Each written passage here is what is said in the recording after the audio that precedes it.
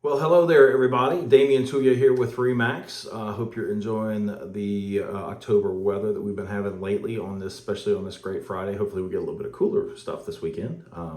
But it's a big weekend here in town. Go Tigers, beat Tennessee. So we're all excited for that, obviously, representing. But anyway, let's talk a little bit of real estate market because we're going to do our monthly recap here for October. So when we look at, for September, when we look at September, the first slide that you'll see here right now, it shows you that our total sales have decreased. That's not, alarming. That's not unexpected. We are dealing with a much higher interest rate right now than we were at the beginning of the year. And so obviously this is going to have a drastic effect on the buying power for buyers. But at the same time, houses are still selling. And so for the month of September, we had 888 houses sell in the 9 parishes that are surrounding East Baton Rouge Parish. And average days on market is actually lower and average price is actually higher. And so that's some definitely some interesting statistics when we look at that. And as of the recording of this video right now, we are seeing currently 2,208 active houses that are currently available for sale right now in the East Baton Rouge Parish market. So what does this mean? What does this mean, and how is this changing? And as I already mentioned before, the market is being affected by the interest rates.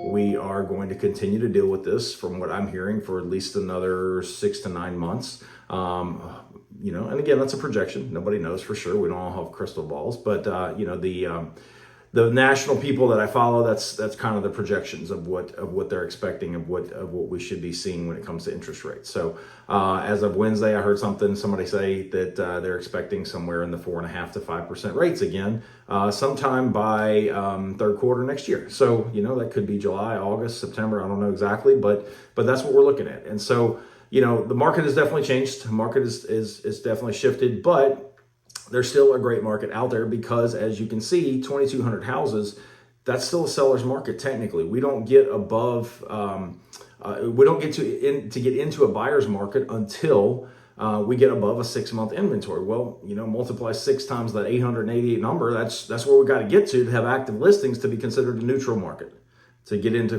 moving towards a buyer's market. We're not there.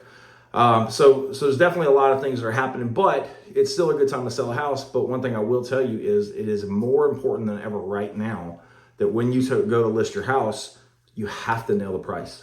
Okay. And I can show you proof, evidence, if you want to see it, of how houses that are priced right are still moving, still selling, still within this days on market period, and the houses that are overpriced, they're not.